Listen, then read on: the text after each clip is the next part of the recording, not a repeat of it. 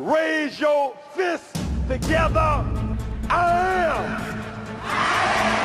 somebody. I may be poor, but I am somebody.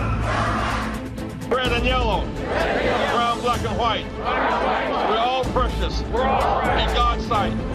Everybody is somebody. Stop the violence. Save the children. Stop bullying. Save the children. Hold your head high. Stick your chest out. You can make it. Keep hope alive. Keep hope alive. Keep hope alive. Good morning. I'm Reverend Chauncey Brown, and welcome to our special 4th of July Saturday morning forum hosted by the Rainbow Push Coalition. Today we gather to reflect on the enduring legacy of Frederick Douglass's infamous speech, "What to a slave is the 4th of July." As we celebrate freedom in this country, we must also confront the current struggles of justice and inequality that are reeling in our nation. Together, we will explore critical issues such as voter rights, affordable housing, and criminal justice reform, as well as economic justice, drawing connections between our past and our present to inspire a more just future. Thank you, Reverend Brown. You know, it's very much so an honor to be here with you and those that are going to be a part of this conversation. This speech remains a very staunch clarion call for justice and challenging us to live up to our ideals of freedom and equality in this nation, especially, of course, around the time that we celebrate our independence, or should I say the independence of America. Today we have the opportunity to discuss the pressing social justice issues of our time and examine how those align with Frederick Douglass's speech from way back over a century and a half ago. And there are very much so some parallels from that time to this time. So through our discussion today, we're gonna illuminate the paths forward so that we can get to an ongoing fight for our equal rights, equity for all. We're gonna engage, we're gonna learn, and we're gonna commit to making meaningful change together. Myself and Cameron are so excited to join in on this conversation. We have so many guests coming along. Stay tuned, we'll be right back. What to my people is the 4th of July? My people who are failed every day by every country, sleepless in the long night, terrorized by fireworks, we who have cried salt baths for our kin. Look at all we have borne for you. Arms, armistice, the sweetest fruits, flesh of children, hidden away from the ugly summer of their own blood. We are on the front lines. Help me, tell me, what do we tell the children of your 4th of July? What is death to a daughter? What is river to a sea? Where is the country where my people are safe? Ancestors, set the table, send dream mares in high supply, too heavy, too spent, too hot to cook. No promise beyond the sparkly, simple bombs. Keep your holiday, your hunger, the blood in your teeth. Police parade down streets, proud descendants of the slave patrol, a theater of denial, a propaganda pageant, and we are on the front lines. All summer my uncle can't sleep and he was born free, and he ain't never been. We deserve a break. We deserve to laugh, talk shit, and scream. Every day I'm waiting for rain. Some indication that this land I'm set to die on will grow good enough to deserve me. Where is it, this country that deserves us? What do we name it? What is its 4th of July? How do I tell my children there is blue sky up there? Life threw a brick through my window of opportunity. How dare I tell my children there is free? This day should be quiet. Every head lowered into the pages of history. It was illegal for us to read, and then we read the laws. The laws were illegal. Turned horses into squad cars, hounds into warrants. What to us is your 4th of July? Halos and kinks of fire, a middle finger, an ugly foil, a rain, a joke, where we are the punchline. A lie. Until you make it otherwise.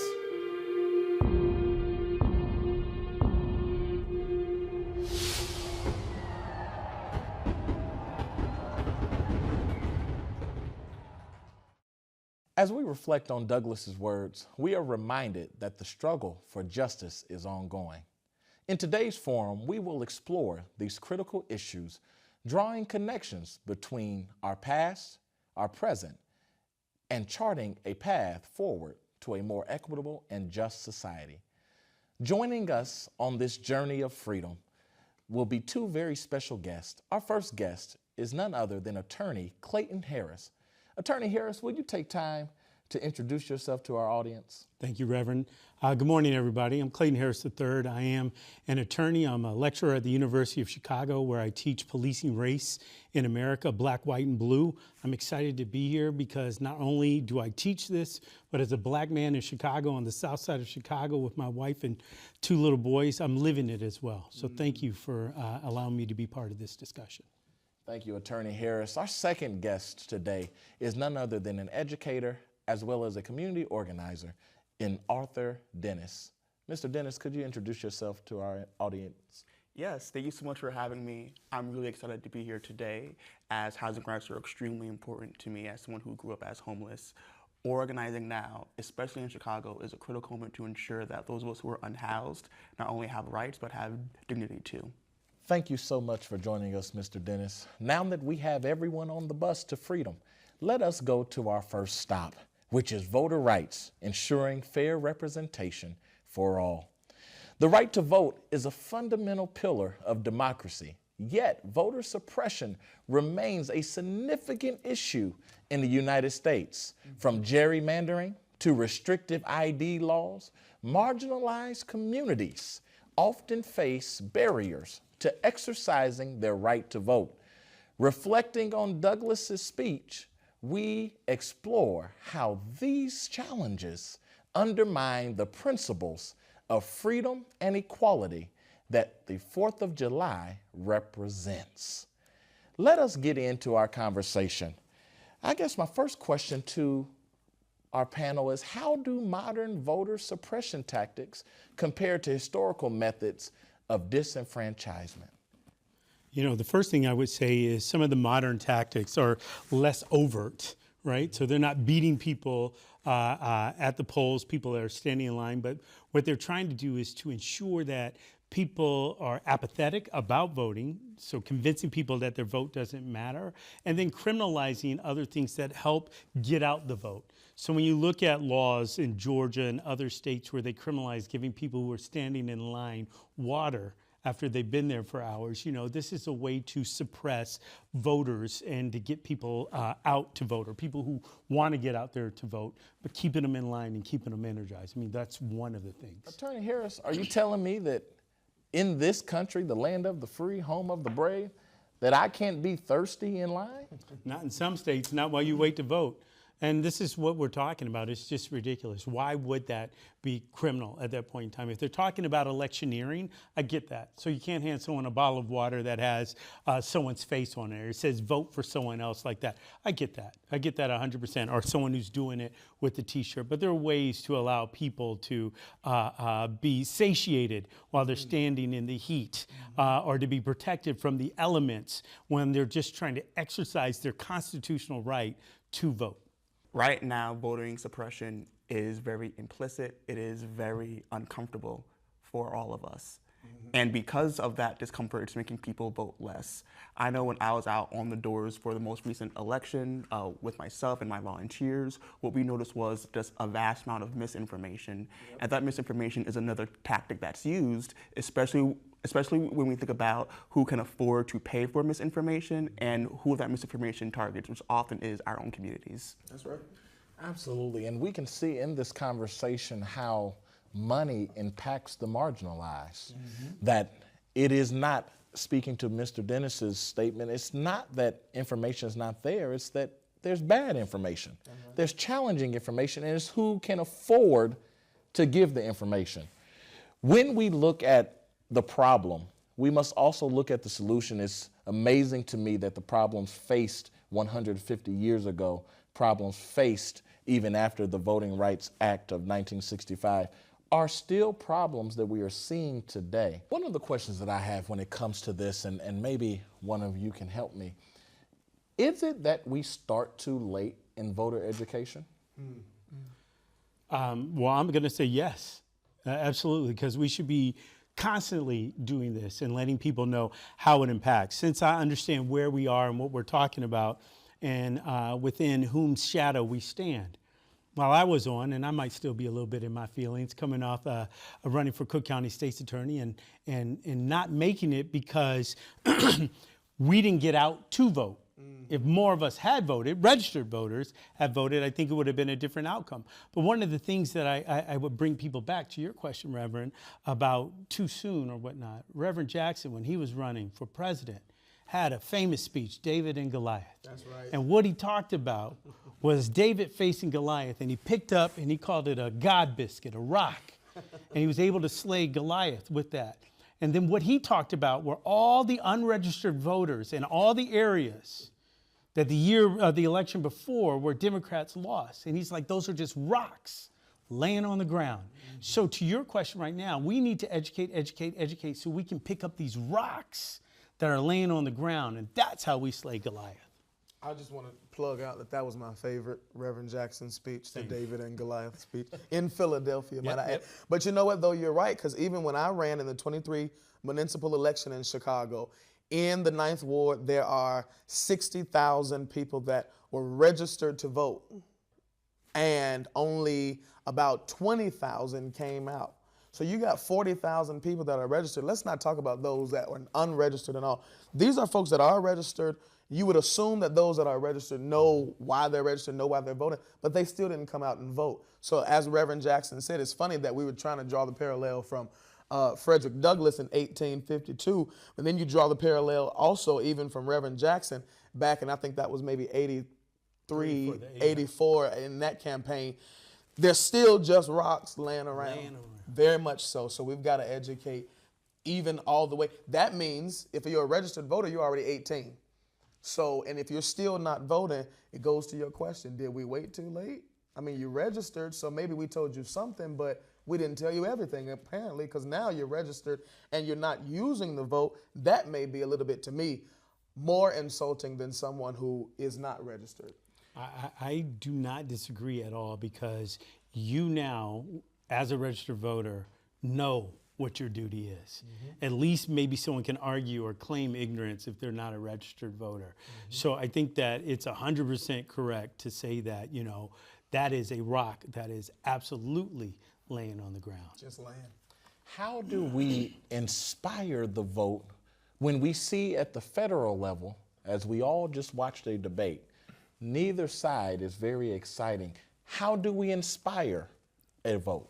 We inspire the vote by empowering people. As an educator, education is extremely important to me. Education gives us tools. However, hands work tools, not tools by themselves.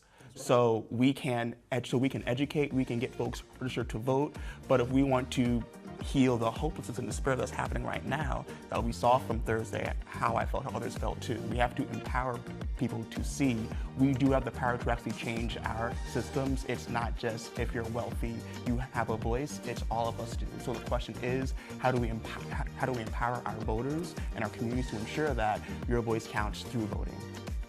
Listen, we've got our God biscuits. We're leaving our first stop. And right after this, we'll be back.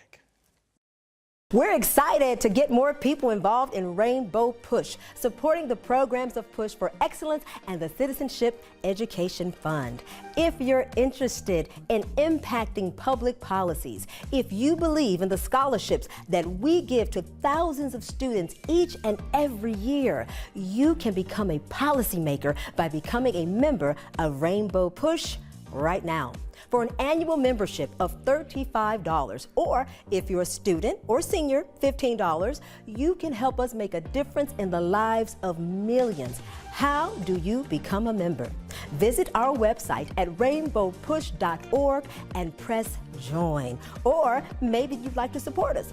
You can text the word PUSH, that's P-U-S-H, to 41444 on your cell phone, and you can give any amount you feel comfortable giving. You can also call us at 773-256-2775, or go to rainbowpush.org and push donate. Wherever you are, you can support us as we keep pushing for you. Welcome back to the Saturday Morning Forum. And as Reverend Brown said, we're still on this freedom journey. We're still on the freedom bus. We've left the first stop of voting rights, and we've arrived at our second stop of course, affordable housing and a right to shelter. So for context, we just want to talk a little bit about affordable housing being a critical issue that affects the stability and well-being of communities across this entire nation. The lack of accessible housing options exacerbates economic disparities and perpetuates cycles of poverty. So we will discuss the intersections of affordable housing with Frederick Douglass's advocacy in that speech from 1852 for freedom and equality, highlighting the ongoing need for housing justice. So I want to jump right into this as well, and I'm going to lean a lot on Reverend Brown. He did a lot of hosting. He's going to talk a little bit, but we want to also talk a little bit about what Arthur Dennis is doing because this is a strong suit for him. And so we want to talk just a little bit about how does affordable housing, the affordable housing crisis, of course, impact marginalized communities and what historical factors rather contribute to these issues. And so do you want to start off, Brother Arthur? I could talk a little bit about, we've done a lot of work here at, not at Concordia Place, we've done a lot of work at Concordia Place here through Rainbow Push Coalition. If you're not familiar with Concordia Place Apartments, it's located at 13037 South Daniel Drive, south side of Chicago. And it is in that 9th ward that I mentioned earlier. And when we talk about the historical factors that contribute to it, we're talking about the lead that's in the water. We're talking about the fossil fuels that are in the ground. Many people don't know really that after World War II, that whole area of land was really wasteland. Over there, I'm talking about 130th, those that are from Chicago. 130th Street there was a lot of wasteland.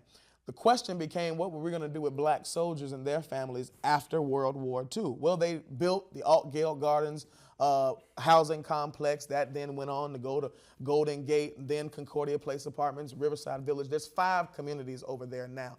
These historical factors of building this land on wasteland now contributes to the fact that you have people who are literally dying in their own home. If you're not safe in your home, Brother Arthur, I don't know really where you're safe. What do you think? I think you hit the nail right on the head. And it's really unique how you actually mentioned Altgeld Gardens. That's where I taught. Really? Yeah, so I taught 5th and 6th grade reading and social studies in the gardens, and the affordable housing there and the crises that come from that, it's extreme.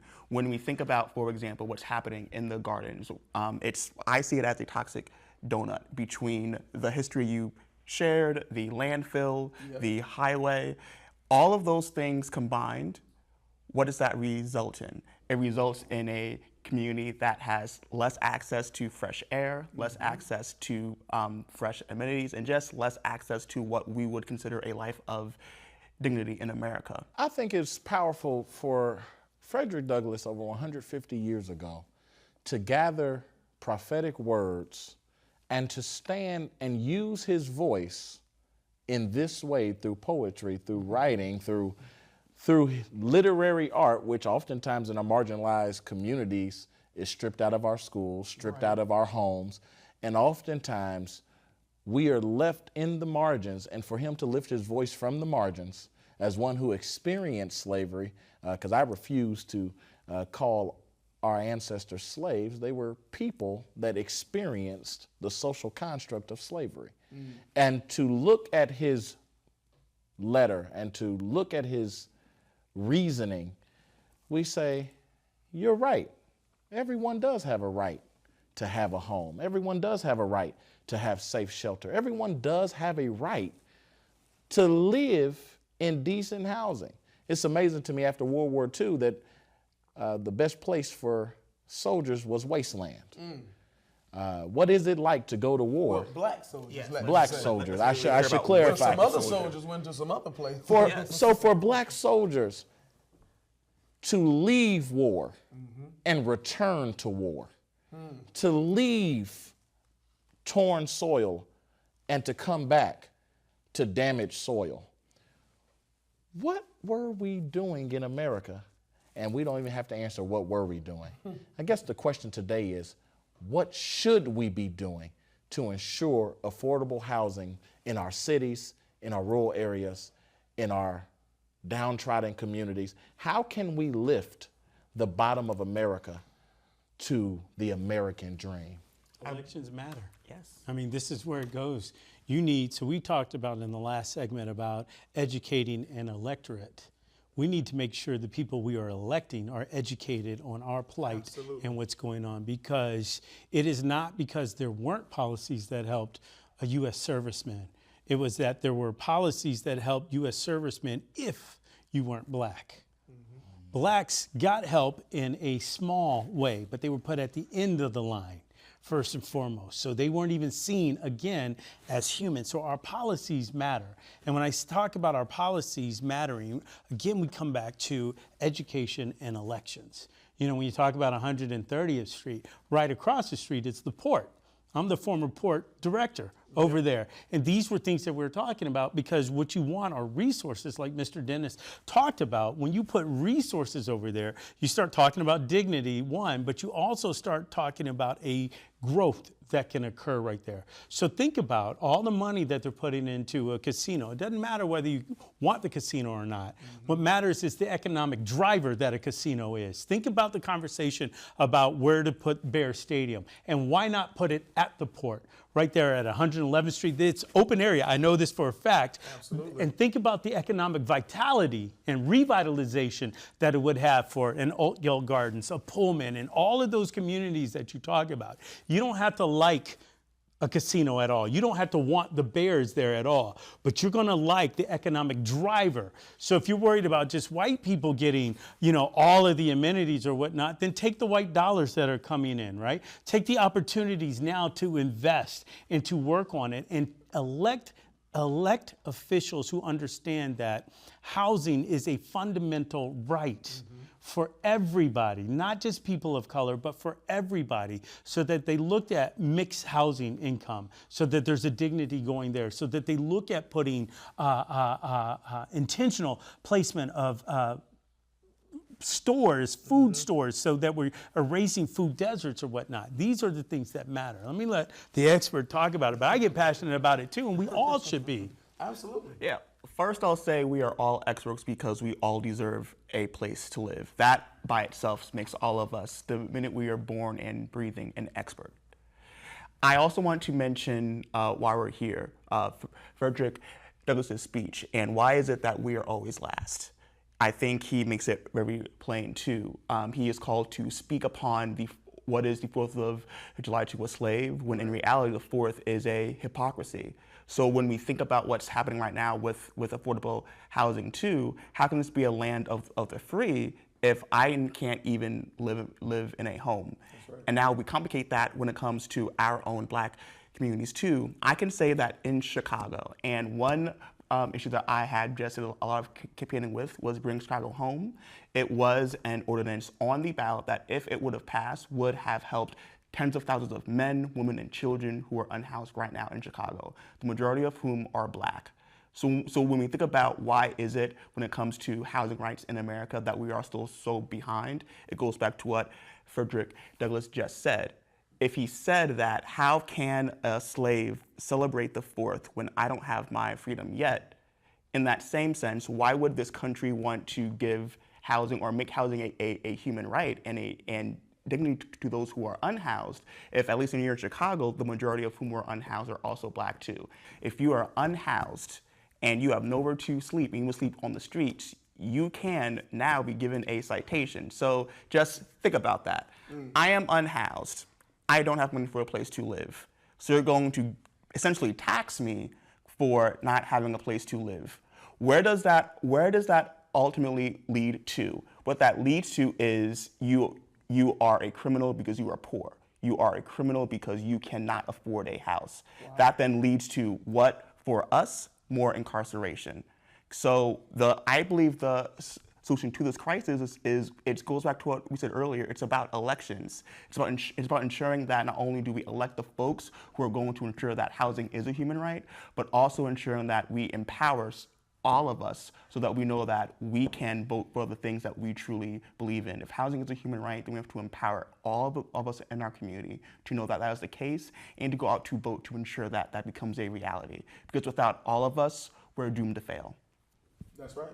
And so that lets us know how policymakers, of course, can work together to create sustainable housing. We've got to vote for it. We've got to, as Attorney Harris said, elect folks who are versed in our plight. That's how policymakers can do it. But Reverend Brown, how can community leaders like you and I and everyone at this table and everyone at the Rainbow Push Coalition, what can we do as change makers in the community? What can we do to work together to create sustainable and inclusive housing for all? Well, I serve as a pastor. I serve the Second Baptist Church of Maywood, and I believe that one of the problems that I see in our community is that we operate in silos, we operate privately, and we're not empowering collectively. Mm-hmm. And so it's not that we have to make a choice between our faith and our government, but there should be a bridge where there is legislation. I remember when Bring Chicago Home was a piece of legislation to go forward, there were clergy members that stood behind the mayor. There were clergy members that stood up and said, let's bring this home. Let's make it a reality. I believe that when we use our voice with the proper information and we spread the proper information, the good news, as we're tasked to do in the faith community, to share the good news, we recognize that they can turn on the news and get whatever is the narrative. But we have to reshape the narrative, building bridges between our educators, our civic leaders, our religious leaders, and even leaders that we don't necessarily agree with every bit of their philosophy. I've learned to work with people regarding interest that will empower the rest of our community. The question is asked often, is the system broken? I don't believe the system is broken. I believe it's working to break the people that they want broken. And so how do we come together? Well, go ahead. I want to focus on a word you said, which is bridge. I think that's the answer. We have to create bridges. When we think about silos, all a silo is you are on an island by yourself. And when you're by yourself, you are isolated. When you're isolated, you don't have power. We saw when it came to the elections in the past cycle, what happened when it came to who had the power to use their money all together to win what they wanted and what we had, which was not fully united, not fully bridged together. And that's why the solution to all of this, I believe, is through organizing. When we organize together, we are breaking down silos. We're working together. We're seeing our own subjects and our own issues as common. When we organize together, we're able to be empowered because we're not just saying, vote. What we're saying is, what is the issue that you care about and how can you be a part of that same solution? Frederick Douglass mentioned, and I'm going to just read it out, at the end of his speech, he had said that, for it is not light that is needed, but fire. And when it comes to any type of organizing, it is the fire that we light under people that makes organizing and our truths a reality. Don't let that fire go out, because I mean, I know that we've been through on this freedom journey. We went through the voter rights stop, we went through the affordable housing stop, but the push is still on. We've got another stop to go to. We'll be right back in just a moment, right after this. Push Excel's goal is to inspire students to strive for excellence in education in spite of personal, family, and community challenges that they might experience. How do we do this? By advocating for educational policies that guarantee equal funding for all students without regard to race or economic standing. By engaging parents, students, and teachers in pursuing high-quality education and striving for educational excellence at every level. And by forging partnerships with community-based and public sector stakeholders in education. Now, Push Excel is a national model program with the purpose of connecting principals, parents, popular personalities, and students in a bond and to support students at every level on the educational ladder. Wherever you are, you can support us as we keep pushing for you. And remember to keep hope alive. Welcome back to the Saturday Morning Forum. I hope you're enjoying this freedom journey. We're coming down your street, and right now we're going to take a moment to stop where many of our brothers and sisters have stopped. This is where we will discuss the criminal justice system and inequality, and maybe even the new Jim Crow. The criminal justice system in the United States of America has been criticized for perpetuating systemic racism and inequality. From mass incarceration to police brutality, the parallels between historical and contemporary forms of oppression are stark. This segment will delve into now Douglas's condemnation of slavery and inform us of an understanding of modern criminal justice issues. As we jump in, I guess I want to start off. I'm going to pass it to Attorney Harris because he's just ready to come out the gate. But I want to start him off with this question. How does the current state of the criminal justice system reflect racial inequalities that Douglas spoke against? So there's so many ways. So I know this is a segment today. We need to do a whole program on this. But for this segment, when we look at and we juxtapose what was happening in 1852 to what is happening in 2024, 152 years later, right? We're looking at the same issues. The problem remains, but these issues are amazing to me, and this is what I teach at the University of Chicago, that we are out of slavery, but we're still dealing with these same issues when it comes to criminal justice.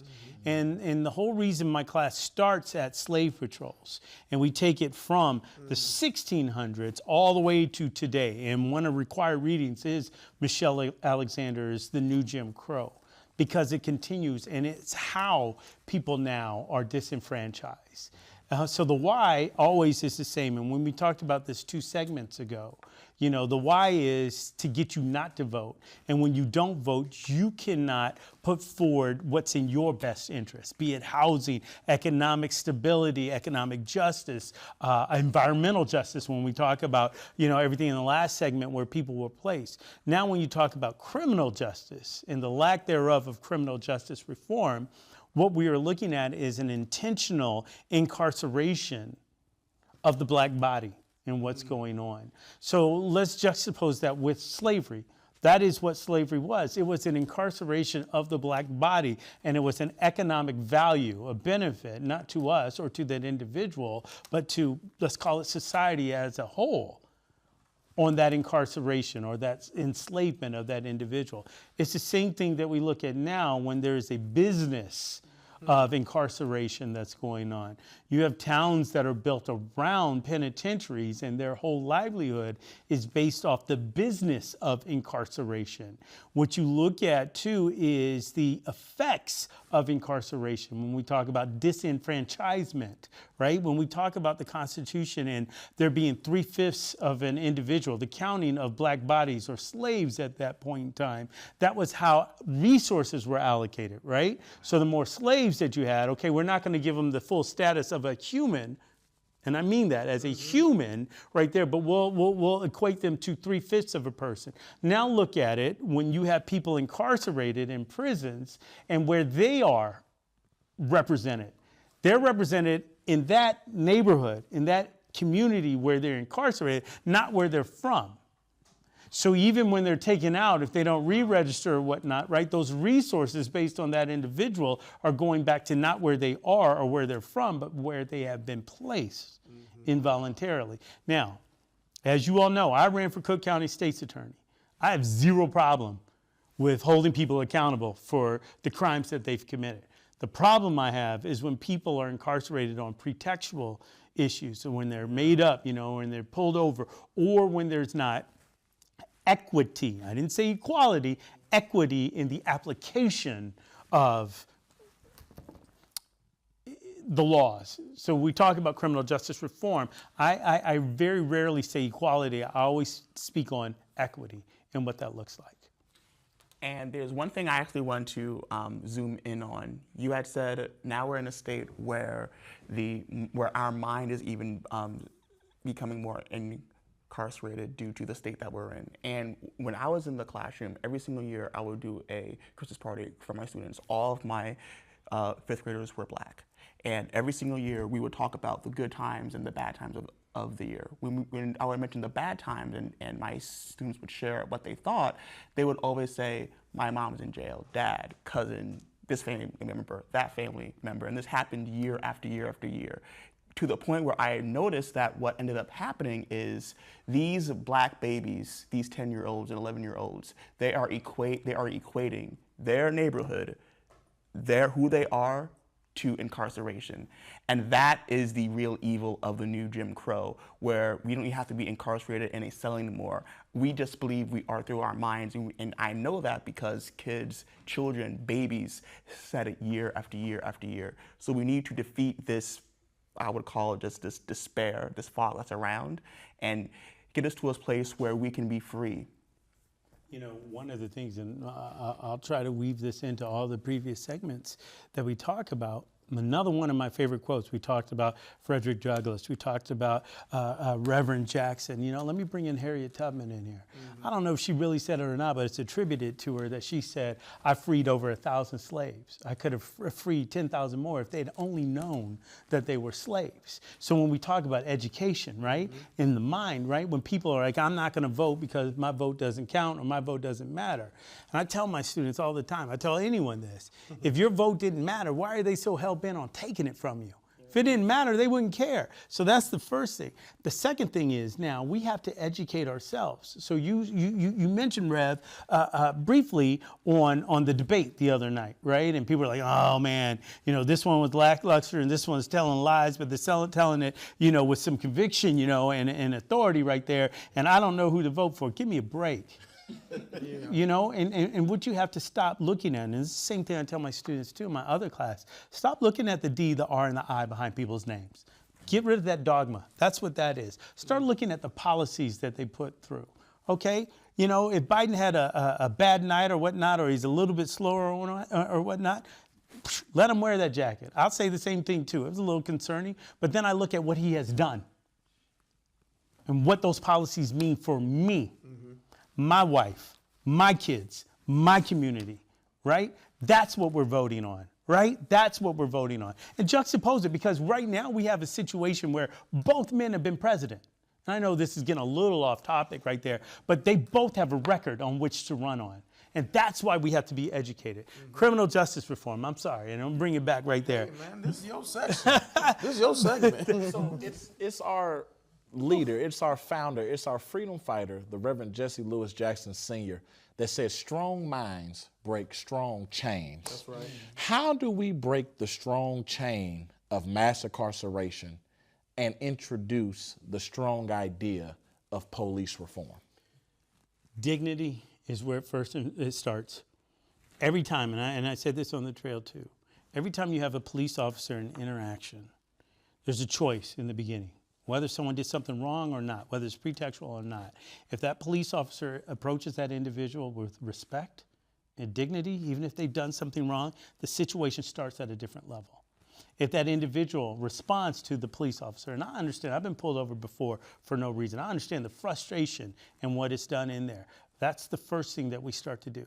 But you have to be educated to know, even if you've been pulled over for no reason, that you're more powerful in that moment than anyone else in that situation. If you can keep your calm and your cool, you might end up going to jail to start with. But you know you can make a phone call to someone so that you can come through there. I'm not suggesting that you should be happy about it at all. At my church, I preach when we talk about, you know, when you talk to black communities, you talk about the talk. And some people are like, what, you really have to have that talk? I'm like, yeah, we had to have that talk. What I preach at my church, and I'm nobody's preacher, but it was, I told them, it's home, get home. You have to hold your tongue. You have to obey orders. You have to memorize that officer's name and badge number, and then you have to allow your elders to speak for you so that you can get out of that situation. So, Harris, I'm going to jump in right there on you. Did I hear you say you preach at your church? I'm nobody's preacher. I'm going to say, we want to get you out to Maywood. We want to get you out. But the lesson you are preaching and teaching, and more importantly, reaching, is how we save our generation. This is how we save our future, because it's not that you hit it on the head. You should not be excited to be pulled over wrongfully. You should not be excited to be accosted, but you have to take words, and I'm going to go back into black culture, and I'm going to take you to Friday when Pop said, "You live to fight another day." And too many of us are dying because we didn't know the right thing to say, the right procedure to follow, and we wanted to win in that moment. My mother always says it's better to be wise than right. And at times, being right has cost us, and wisdom will give us just another day to fight on. When we look at this, we have to ask, because we want to affect change. What role does policy change and community initiatives play in creating a more equitable criminal justice system? It plays every single role. And a heartbeat back, a quick story, and this will preach right here for you, preach. Yes. My sister and I, my older sister and I, were walking downtown. Light changed. She had the light. She's about to step out. I put my arm out there and I stopped her, and the car went by. She's like, "But I had the right of way." I was like, "You did. There's no two ways about it." But what good is it if you squash? To your mama's point, right? You can be right and still be wrong, you know? And so what we want to do when you talk about that question right there, when you talk about that question, policy means everything. So we start to hold people accountable. So you're just now starting to see it. My class was born out of the protests from George Floyd and everything that was going on. And to the credit, the University of Chicago came to me and asked me to create a course. Then I said, "Are you sure?" And they're like, "Yeah, no, we really want it." I was like, "I don't know that you want it, because I'm going to come at you." And to their credit, I've been teaching it now ever since, on there. So we have to hold people accountable. We have to, again, go back and vote. We have to get people in office that amplify our voices. This is what we need to go. So we need to remove qualified immunity for police officers. We need to have a stronger police board that has teeth in there. We need to have reform. This is why, again, I told you, I don't have a problem if someone commits a crime moving forward. But that's why I was running for state's attorney, because we also need to make sure that the goal is justice. That is the goal, is justice. It's not convictions. It's not persecutions, it's prosecutions, not persecutions. So we're talking about and justice is both. Black, white, both sides of the coin, authority or not, right? Everyone's held accountable equally, and this is time I will use it, for their actions. So policies absolutely matter. Hearings matter on what's going on, how things are moving forward, and then what it looks like. So we need to have more transparency and openness on all things that are moving forward. That's why it's important who we elect. It's important that people are educated on the issues. It's also important, though, that people do not hang their hat on one issue. Absolutely. This is such a journey. I'm so glad you're on it with us. We've picked up our God biscuits. We've gotten the fire hot, and we've made a stop that may be uncomfortable, but it's a stop that is necessary. I want you to stay tuned. We'll be right back after this. Get involved with the movement.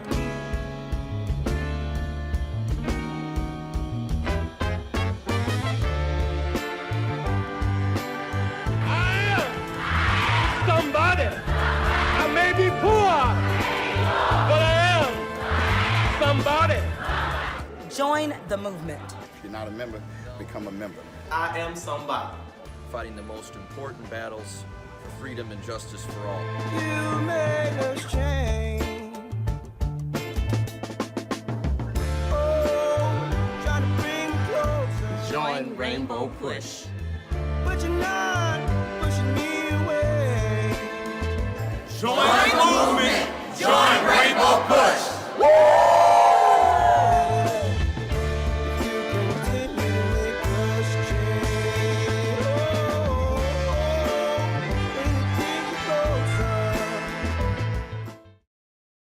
Welcome back again to the Saturday Morning Forum. We're so grateful that you've joined us this far.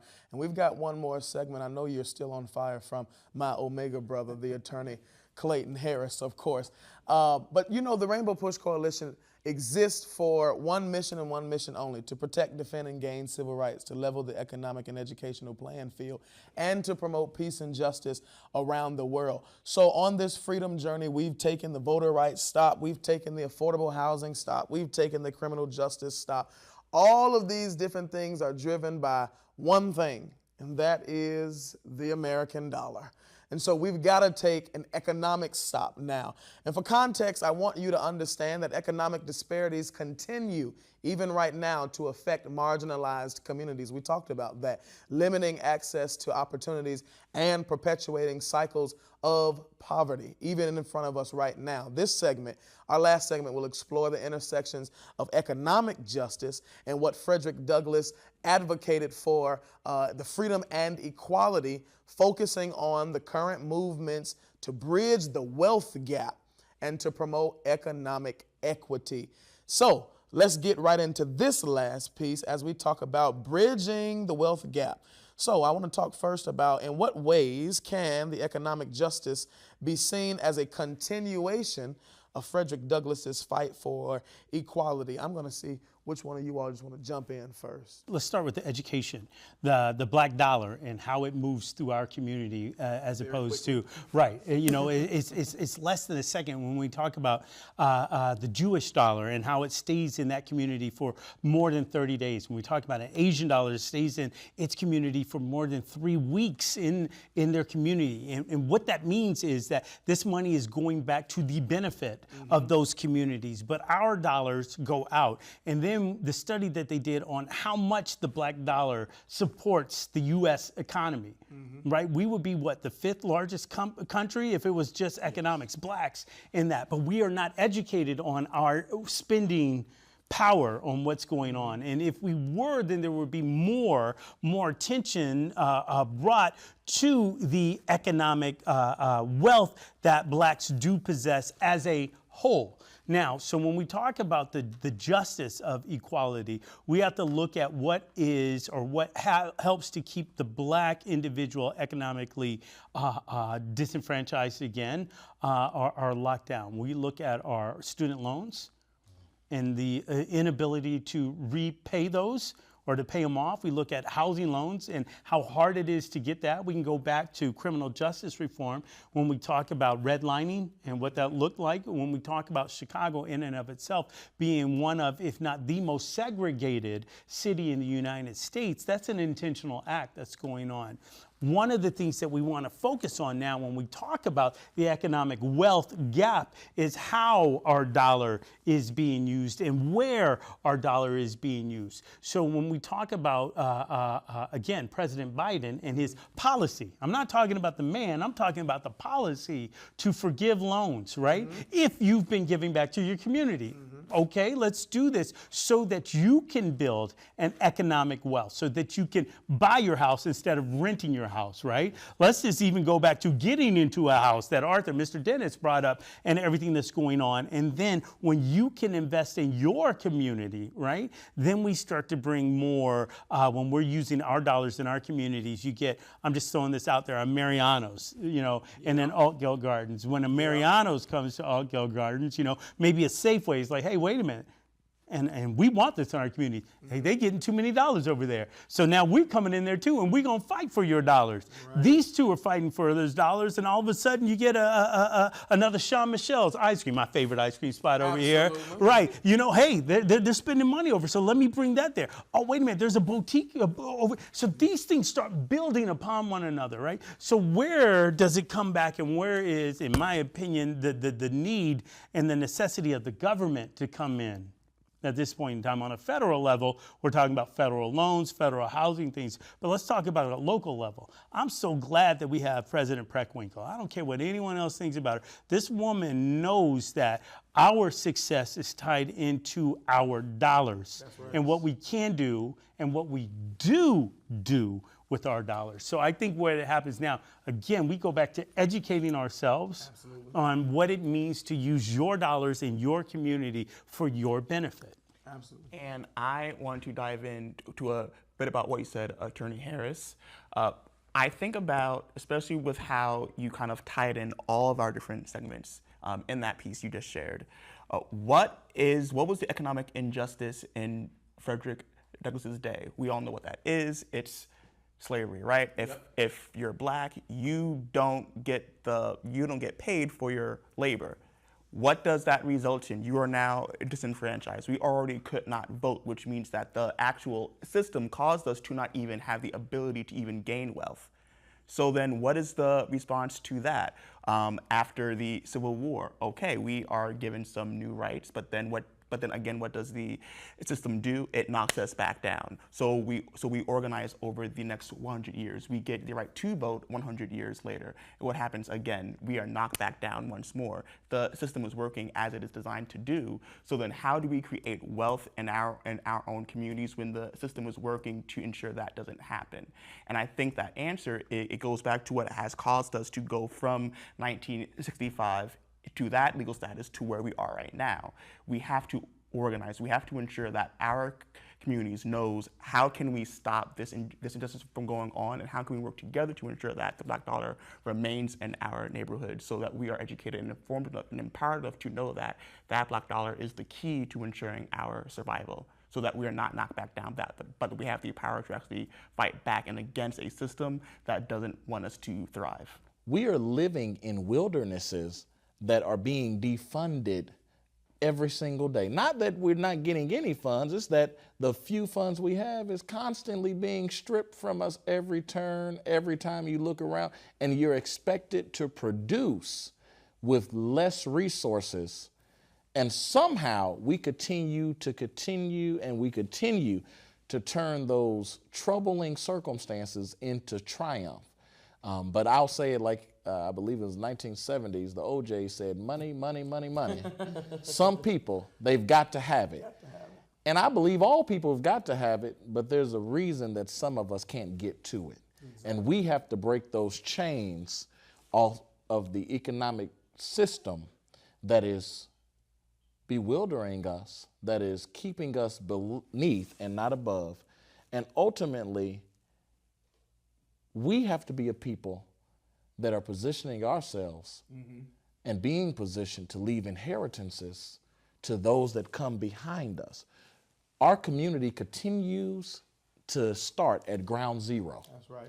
Keep restarting when others are able to pass an inheritance. Exactly. That old money. It's something about that old money, of course, when they can leave it to so on and so forth. When we talk about a former president who was left a lot of old money to sustain himself. How many times have we seen that in, matter of fact, I love it because Reverend Dr. Martin Luther King Jr. said, you know, it's a cruel thing to tell a bootless man to pull himself up by his own bootstraps. Can I add two things to that? Please. Because you're 100% right. To these 2 points, and I'm going to end on that one. Chris Rock said it best. He's like, we also have to learn and discern the difference between being rich and being wealthy. He said at the time, Shaq is rich. The man who signs his checks is wealthy. So that's one thing that we got to talk about. And when you talk about pulling yourself up by your bootstraps, but you can't do it, when we talk about wealth in our communities, we talk about Tulsa, right? And we talk about the Black Wall Street. That was just a demonstrative showing of what wealth can do, black wealth can do to the United States. It's looked at and perceived as a threat. That is part of the problem as well. Tulsa was but one of the Black Wall Streets. And don't fall for the okie doke that it was a black man whistled or touched a white woman in an elevator. It was just an excuse, even if it did happen. Right. It was an excuse, and I'm not even convinced that it did happen, to go in there now to break down. So we have to resist that. It is 2024 now. We do have people like Commissioner Lowry. We do have strong advocates in our communities. We have, Reverend Jackson was the one who just said, hey, Coca-Cola, you want our dollars, we want your jobs. You know, and there's nothing wrong with that. If you're going to come to our community, then you need, if you want from our community, you need to bring to our community. That's going on. It's the same thing we did with the University of Chicago. It's the same thing that we're able to do. This is not extortion. What this is building what you talked about. Now you're creating a foundation so that you can have a legacy to give to your children. That's Absolutely. it. That's now, it. Attorney Harris, I want us, because look, we could stay here all day long, but we only got a little small time on television segment. Of course, you can get a whole lot more if you are in the building at the Rainbow Push Coalition headquarters, 930 East 50th Street, every Saturday, of course. And we want you to be able to join us. We're going to continue these kinds of conversations every week in many different kinds of forms. We want you to be, of course, a part of that. We thank you for joining us today. We want you to take out a membership. Go to www.rainbowpush.org. Learn about what's going on. Keep up to date. We very much so thankful for our guest, Attorney Clayton Harris. Everybody loves Attorney Clayton Harris. Everybody loves my brother Arthur Dennis. Thank you so much for you all's insight. This really couldn't have been done without you. Reverend Brown, you the man. What a journey. I hope you've enjoyed it. This Freedom Bus keeps on rolling, and the next stop after our Saturday morning forum is right here at the Rainbow Push Coalition headquarters for our 58th annual convention. That's right, it's the people's agenda, and we need you, the people, to show up, show out, so that we can shift upwards and onwards. I want you to join us at our annual convention. You want to know where the next stop and when the next stop is? It's August 15th through 18th. I need to see your face in the place, for this is the place where freedom rings dearly. So join us. Don't you miss it.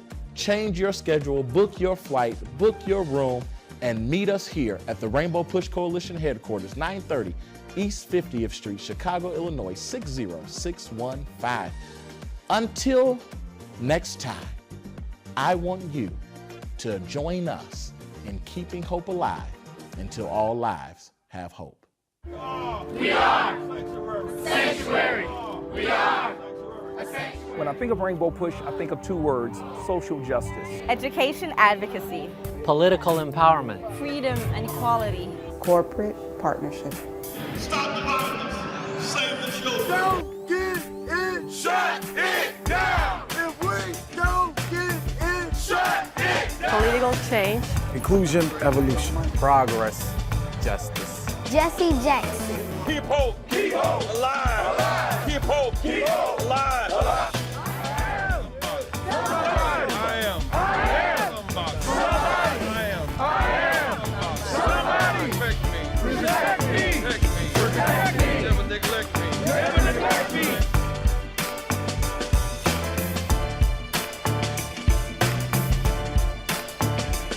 We want to be bridges to end these cultural gaps.